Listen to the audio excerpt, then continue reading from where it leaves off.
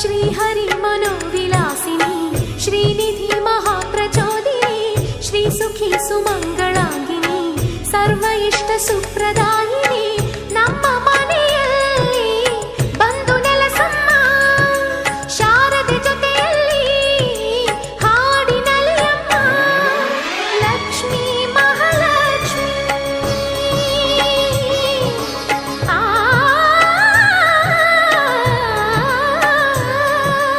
ಲಕ್ಷ್ಮೀ ಮಹಾಲಕ್ಷ್ಮಿ ಲಕ್ಷ್ಮೀ ವರಲಕ್ಷ್ಮಿ ಲಕ್ಷ್ಮೀ ಗೃಹಲಕ್ಷ್ಮಿ ನೀ ನಗುವಾಗಿ ನಗವಾಗಿ ಬಾರಮ್ಮ ಬಡವ